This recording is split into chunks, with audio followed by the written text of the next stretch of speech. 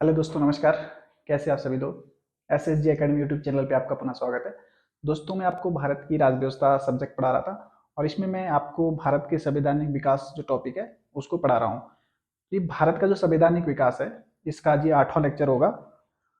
और 8वें लेक्चर में जो मैं आपको बताने जा रहा हूँ,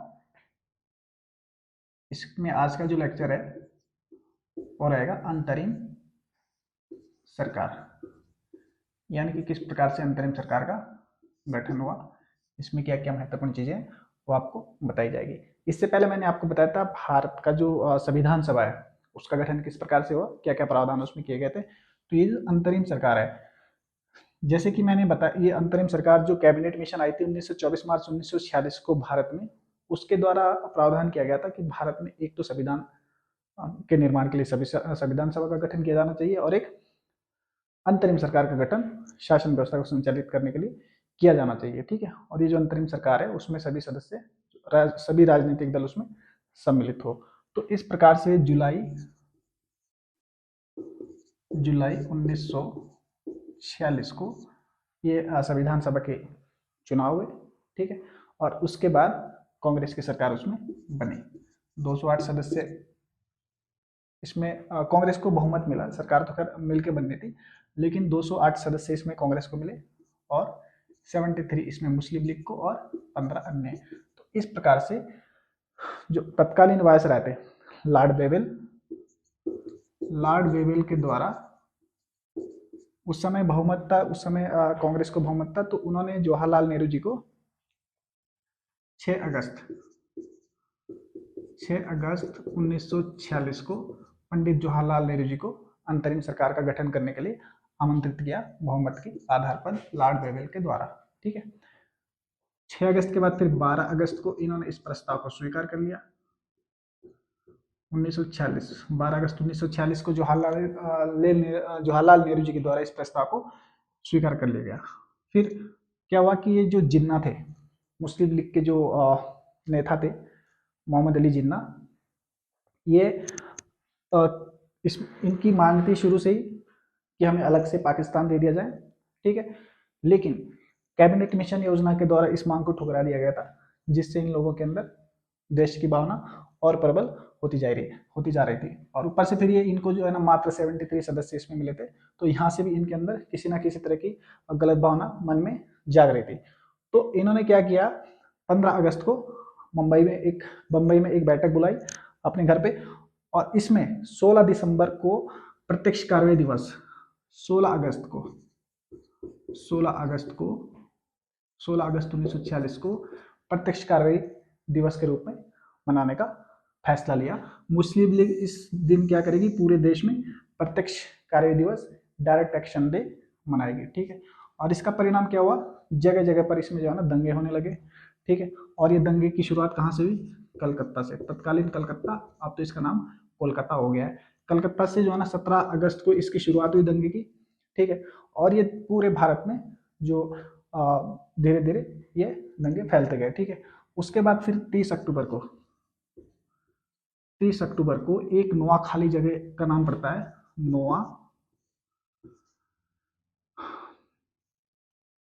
नोआखाली नोआखाली एक जगह पड़ता है। इस समय ये बंगाल प्रांत में था, इस समय बांग्लादेश में चला गया है, और विभाजन के बाद ये पूर्वी पाकिस्तान का अंग था। जब ये क्या नाम विभाजन हुआ था, पूर्वी पाकिस्तान का ये अंग था। ठीक है। वर्तमान में बांग्लादेश में है। तो यहाँ पे भयंकर दंगे हुए और यहाँ पे टारगेट किया गया हिंदुओं को। ठीक है। जब यहाँ पे हिंदुओं को टारगेट किया गया तो इसके प्रतिशोध में क्या हुआ, फिर बिहार में दंगे हुए। बिहार के चंपारण या सारण जो जिले हैं वहां पे दंगे हुए। ठीक है। उसी प्रकार से यूपी का एक गढ़ गढ़ मुक्तेश्वर में भयंकर दंगे हुए, और इन दोनों जगह किसको टारगेट किया, मुस्लिमों को। इसी प्रकार से पंजाब जो उत्तर पश्चिमी जो प्रांत है पंजाब का, वहां पे भी दंगे हुए। ठीक है। कई जगह कई क्षेत्रों में जो है ना भारत के दंगे हुए। ठीक है। जिसमें लाखों की संख्या में लोग मारे गए और लाखों की संख्या में लोग बेघर हुए थे। ठीक है। हालांकि इसका सटीक अनुमान तो पता नहीं है, लेकिन लगभग इतने संख्या में लोग मारे भी गए और बेघर भी हो गए थे। ठीक है। तो क्या हुआ कि इस प्रकार से ये दंगे हुए भारत में। तो दंगे होते रहे, फिर ये जो जैसे 12 अगस्त को इन्होंने जो मुस्लिम जो बेबल का जो प्रस्ताव था, 12 अगस्त को इन्होंने जवाहरलाल नेहरू जी के द्वारा स्वीकार कर लिया गया था अंतरिम सरकार के गठन के लिए। फिर 12 अगस्त से फिर कितना टाइम लग गया, 12 अगस्त के बाद फिर अंतरिम सरकार का गठन कब हुआ? अंतरिम सरकार का गठन हुआ 2 सितंबर 1946 को। तो इतना टाइम क्यों लगा इसमें?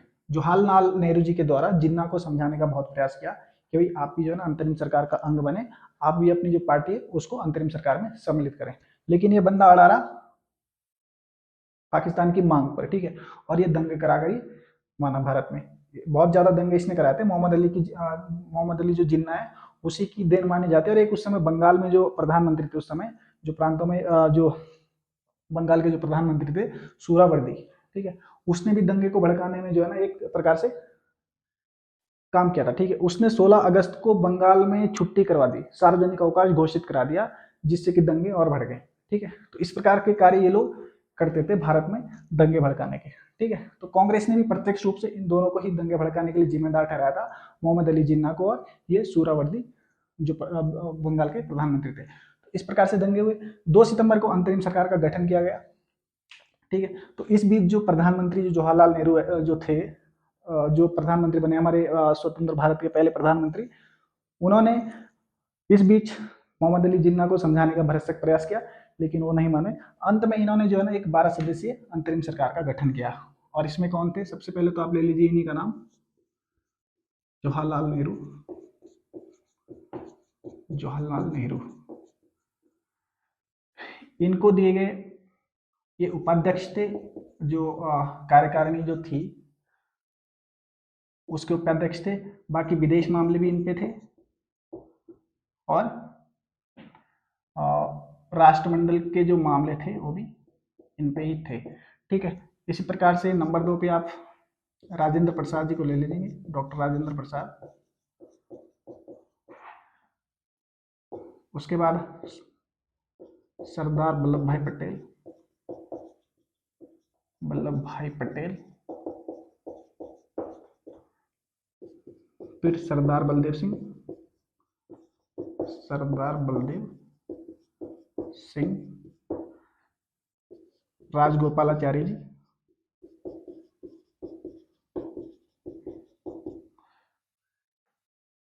इसी प्रकार से ये जान मथाई, जान मथाई हो गए। और CS भाभा, CS भाभा। 8वें नंबर पे आप यहाँ ले लीजिए। 8वें नंबर पे जगजीवन राम, जगजीवन राम। 9वें नंबर पे आप लीजिए अरुणा आसफ अली। फिर 10 नंबर पे आप लीजिए सपात अहमद खां, सपात अहमद खां। और एक कम हो जा रहा है, जगजीवन राम, अरुणा आसफ अली, राजगोपालाचारी जी हो गए, जान मथाई, सरदार बलदेव सिंह, राजगोपालाचारी जी, जान मथाई, जगजीवन राम, अरुण आसफ अली, सपात अली खान। और 11वें में थे सैयद अली जहीर। और 12वें थे शरत चंद्र बोस। तो इस प्रकार से अंतरिम सरकार का प्रथम अंतरिम सरकार का गठन हुआ था। और इसमें कुल कितने सदस्य थे?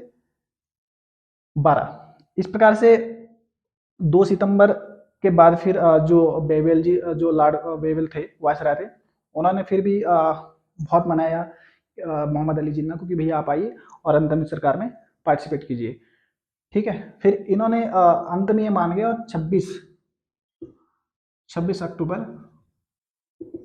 1946 को इन्होंने अंतरिम सरकार में अपने 5 व्यक्तियों को भेजने का निर्णय लिया। और ये 5 व्यक्ति कौन थे? लियाकत अली, लियाकत अली। दूसरे में आप ले लीजिए जोगेंद्र नाथ मंडल,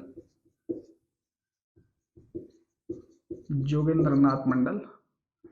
तीसरे में आप ले लीजिए गजनफर अली।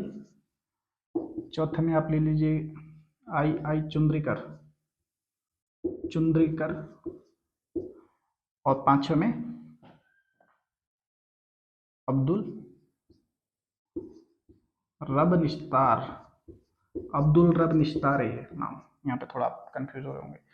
तो इस प्रकार से ये लोग तो अंदर कर दिए, लेकिन यहाँ पे जो पहले से ये 3 सदस्य थे, यहाँ पे सफात अहमद खां और सैयद अली जहीर और शरत चंद बोस, इनका टिकट यहाँ से कट गया, इनको अंतरिम सरकार से बाहर कर दिया, ठीक है, क्योंकि इनको किसी न किसी तरह से मुस्लिम लीग के सदस्य को एडजस्ट इसमें करना था, ठीक है। इस प्रकार से जो ये लियाकत अली थे, इसको वित्त मंत्रालय इनको दिया गया, जोगेंद्रनाथ मंडल को विधि मंत्रालय दिया गया, ठीक है, गजनफर अली को स्वास्थ्य मंत्रालय इसमें दिया गया, और चुंद्रीकर जी को दिया गया वाणिज्य मंत्रालय, और अब्दुल रब निस्तार को दिया गया संचार मंत्रालय, ठीक है। इसी प्रकार से डॉक्टर राजेंद्र प्रसाद जी थे, इनको कृषि और खाद्य मंत्रालय दिया गया, कृषि एवं खाद्य ये मंत्रालय इनको दिया गया। उसी प्रकार सरदार वल्लभ भाई पटेल के पास गृह मंत्रालय था, इसके अतिरिक्त इनके पास सूचना और प्रसारण मंत्रालय भी था। बलदेव सिंह के पास रक्षा मंत्रालय था, ठीक है, ये इनके पास था शिक्षा मंत्रालय, शिक्षा मंत्रालय इनके पास था। जान मथाई जी के पास था उद्योग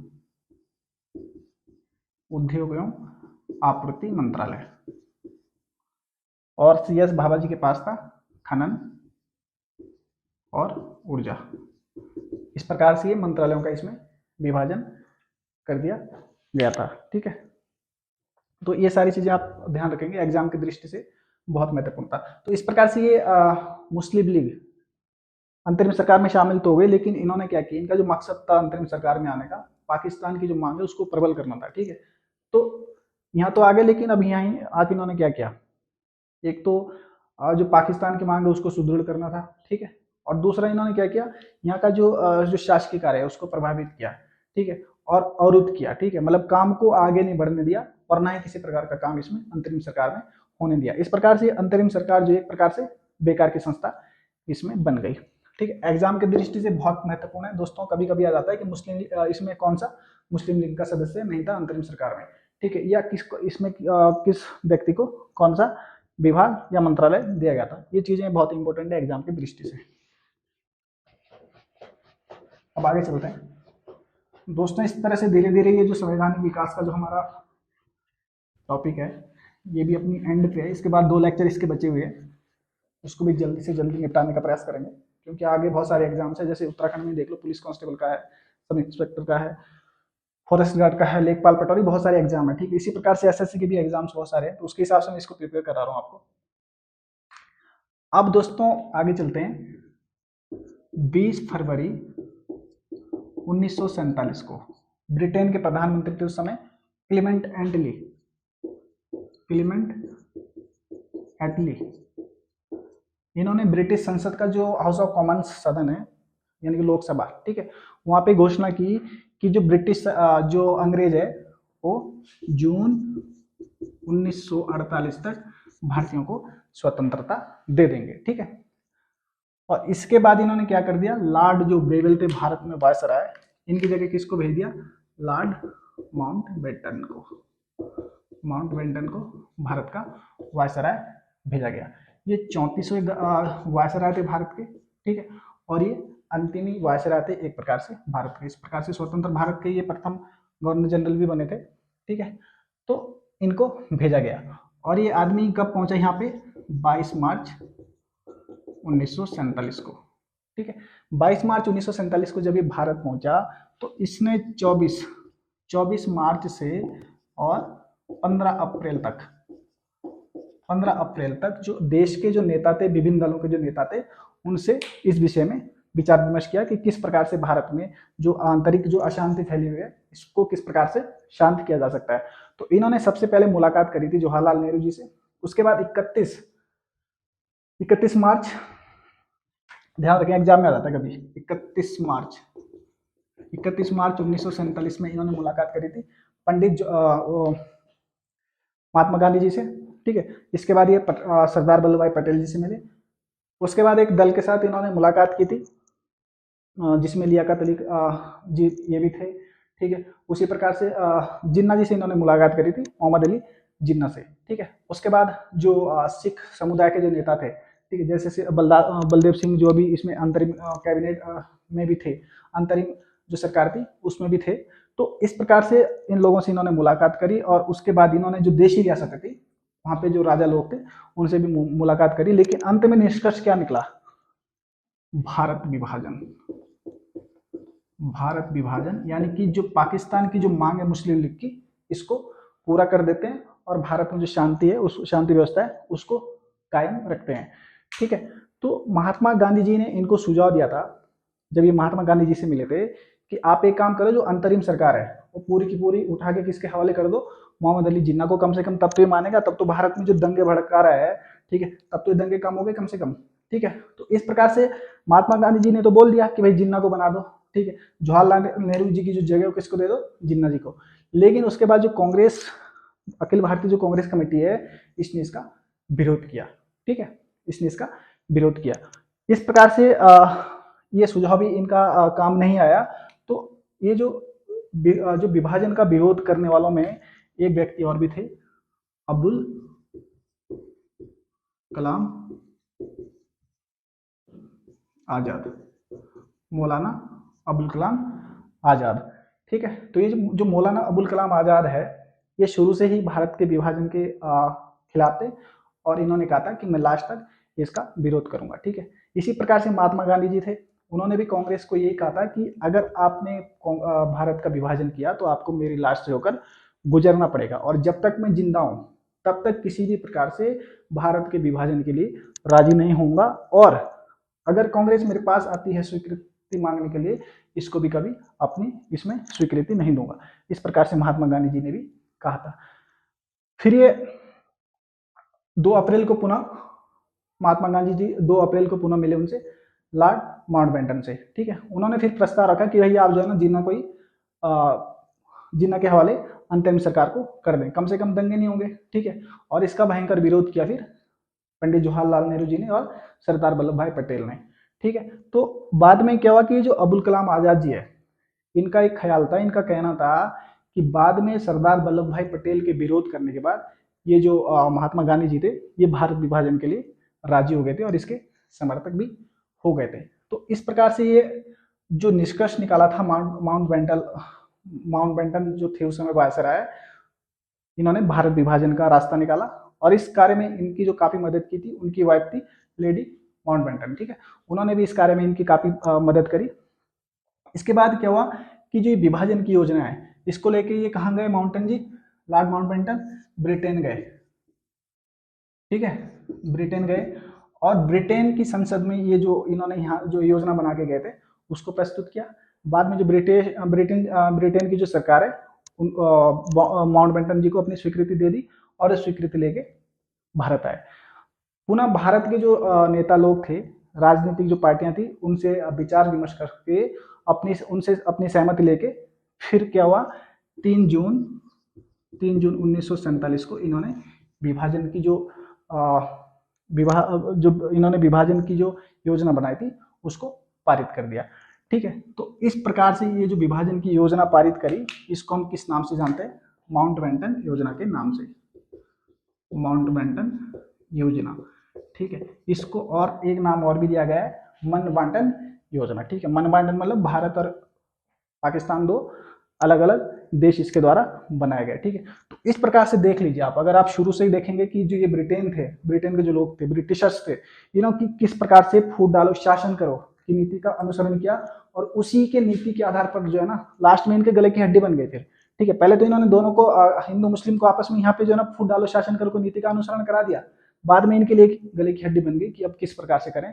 ठीक है, तो इस प्रकार से जो फूट डालो शासन करो की नीति तो इनकी एक प्रकार से सफल भी रही, ठीक है। इन्होंने भारत के दो टुकड़े कर दिए, भारत और पाकिस्तान, ठीक है। इसी प्रकार से देख लो भारत, अगर भारत आज भी एक होता तो पूरा, पहले तो इन्होंने 1937 में 1935 का जो भारत शासन अधिनियम था उसके द्वारा बर्मा को अलग कर दिया भारत से, ठीक है, वो भी अलग देश बन गया, ठीक है। इसी प्रकार से भारत के दो टुकड़े और कर दिए, पूर्वी पाकिस्तान और पश्चिमी पाकिस्तान।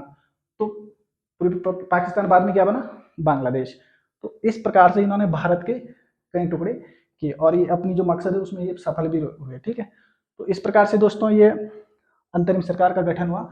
आगे जो हमारा लेक्चर होगा, लेक्चर नंबर 9, इसमें आपको माउंटबेटन योजना पढ़ाएंगे और उसके बाद 1947 का जो भारत शासन अधिनियम है उसका दिन आपको कराएंगे। दोस्तों अभी जब मैं ये संविधान सभा जब आपको टॉपिक पढ़ा रहा था तो उस समय एक चीज मैं बताना भूल गया, क्योंकि लेक्चर कंटिन्यू चलता है तो ये कई चीजें दिमाग से उतर जाती है। तो उसमें एक बात और थी कि जब 1947 में जब ये देश का विभाजन हुआ तो उसके बाद देश स्वतंत्र हुआ तो जो संविधान सभा थी इसको दो कार्य दिए गए।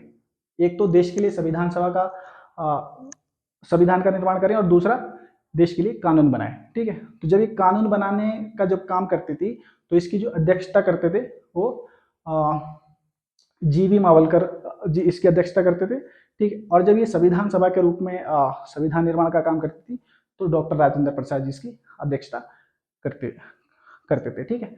इस प्रकार से ये इसमें जो ये संविधान सभा है इसने अंतरिम संसद के रूप में भी काम किया। जब ये 26 जनवरी 1950 को जब संविधान लागू हो गया उसके बाद इसने, जब तक कि लोकसभा का गठन नहीं हो गया, लोकसभा का गठन नहीं हुआ था, तब तक इन्होंने अंतरिम संसद के रूप में काम किया था। यानी कि लोकसभा के गठन से पहले जितने भी नियम कानून बने, ठीक है, और ये क्या नाम 26 जनवरी 1950 के बाद और लोकसभा के गठन से पहले वो जितने भी उसमें कानून बने या जितने भी संशोधन हुए ये सब किसके द्वारा किए गए थे, जो ये संविधान सभा थी इसने अंतरिम सरकार का अंतरिम संसद का एक रूप ले लिया था और ये सब उसी के माध्यम से हुआ, ठीक है, जब तक ये लोकसभा का गठन न हो गया, ये जो संसद का गठन न हो गया। इस प्रकार से ये प्रावधान, ये जो चीजें हैं ये भी आप ध्यान रखेंगे, ये भी एग्जाम की दृष्टि से काफी महत्वपूर्ण है। आ जाता है कई बार ये क्वेश्चन आ जाता है कि जब संविधान सभा जब कानून बनाने का काम करती थी तो उस समय उसकी अध्यक्षता कौन करते थे, तो ये कौन करते थे, जीवी मावलकर जी इसकी अध्यक्षता करते थे। और अगर संविधान निर्माण के रूप में ये बैठती थी संविधान सभा तो इसकी अध्यक्षता कौन करते थे, डॉक्टर राजेंद्र प्रसाद, ठीक है। तो इस प्रकार से ये क्वेश्चन आ जाते हैं, तो इस प्रकार से आप इसको प्रिपेयर करेंगे तो आगे का दोस्तों टॉपिक है ये दिन प्रतिदिन इसमें ये और रुचिकर होता जा रहा है। अभी जैसे ये संवैधानिक विकास टॉपिक कंप्लीट होता है उसके बाद आपको और इंटरेस्ट आने लगेगा जो पॉलिटिकल साइंस है, ठीक है। बहुत ईजी सब्जेक्ट है, बहुत अच्छा सब्जेक्ट है और एग्जाम की दृष्टि से भी बहुत महत्वपूर्ण है। एक दो क्वेश्चन हर एग्जाम में यहाँ से आते ही आते हैं, तो आप इस प्रकार से इसका अध्ययन करेंगे। दोस्तों आगे मिलते हैं हम अगले लेक्चर में ये माउंटबेटन योजना के साथ। तब तक के लिए आप बने रहिए SSG Academy यूट्यूब चैनल पे। तब तक के लिए धन्यवाद।